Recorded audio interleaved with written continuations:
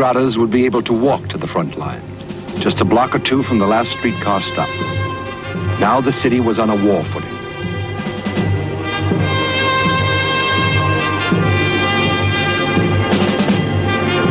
Leningradas saw everything.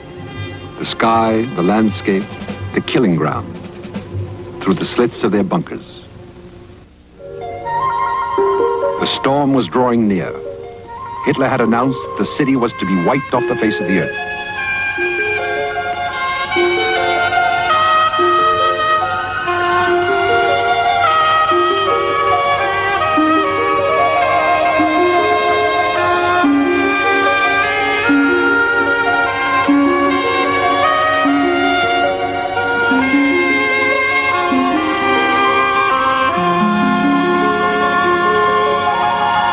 The sky pulsed with the rustle of wings, many wings.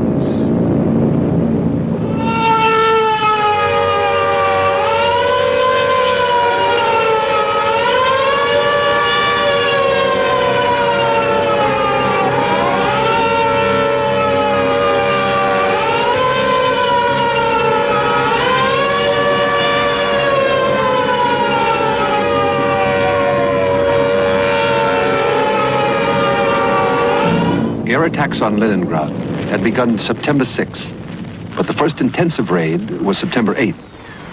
The Germans came that night in two main waves. The first wave at 6:55 p.m. dropped over 6,000 incendiary bombs. At 10:35 p.m., a second wave of bombers dropped high explosive bombs of 500 to 1,000 pounds.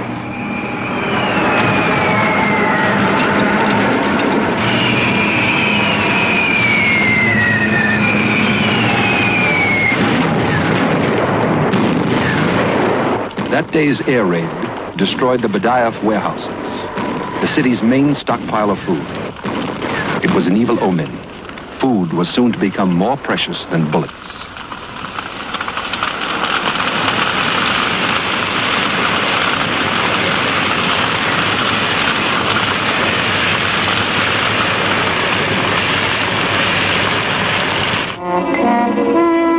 With the bombs, the Nazis dropped leaflets. Today we shall do the bombing. Tomorrow you shall do the burying.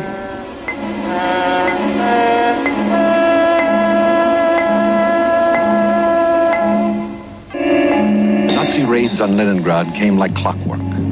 Some of the bombs were delayed action missiles. They were handled with care, but not always successfully.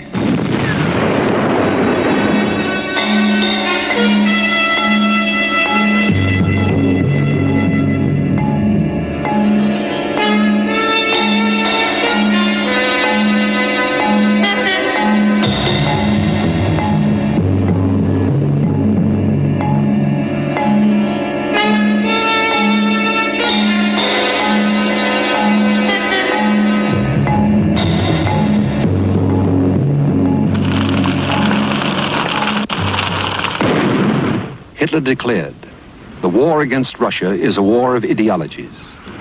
The capture of Leningrad will deprive the Russians of the symbol of their revolution.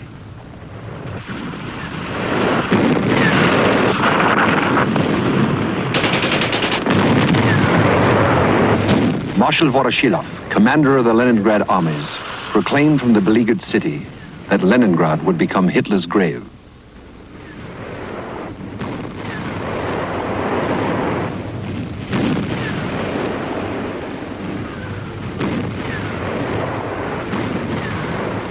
The Soviets struck out from Luga desperately and succeeded in turning the German thrust northward. But the circle of steel was quickly closing around Leningrad. Von Halder, chief of the German General Staff, made some ominous notes in his diary.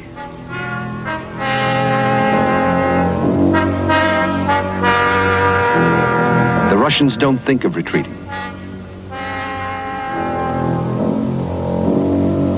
The news from the front says again that the Russians fight to the last man everywhere.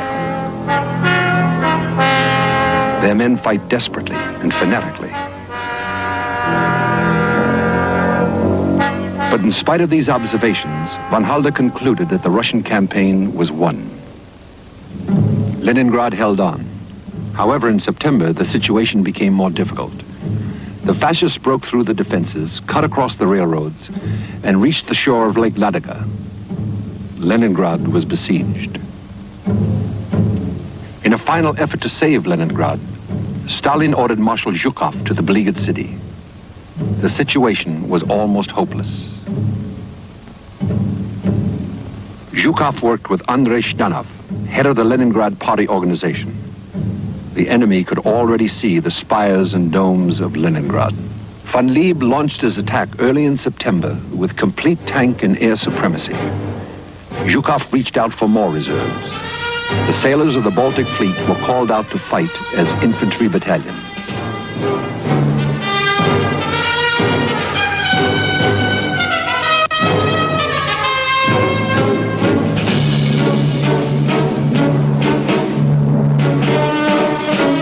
And they marched to the front with a mother's blessing.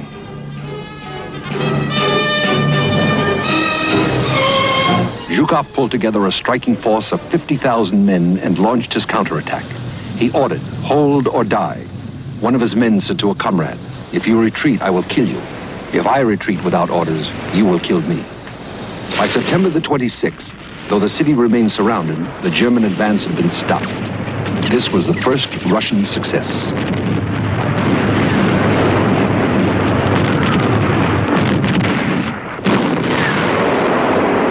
In Leningrad, they were confident of final victory, but they had yet to learn its full cost. The cost was heavy indeed. It was to be immortalized in bronze and stone.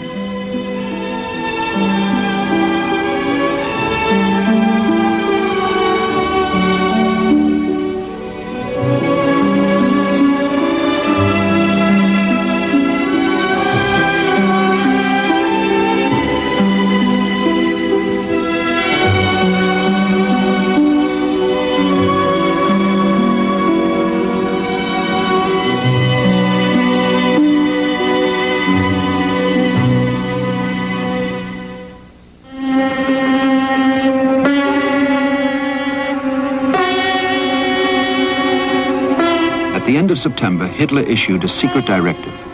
He ordered Leningrad erased from the face of the earth by bombers and heavy artillery. After the defeat of Soviet Russia, there would be no more reason for Leningrad's continued existence, he said. Should there be any offer of surrender, it was to be refused.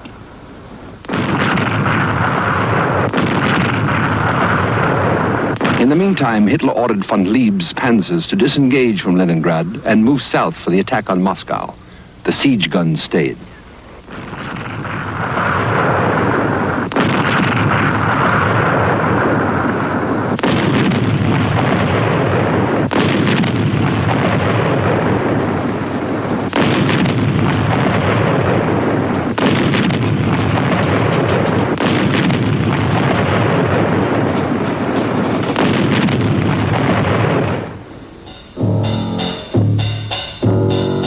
And then came the Russian winter. At first it seemed like a new adventure for the Germans, a vacation in the snow.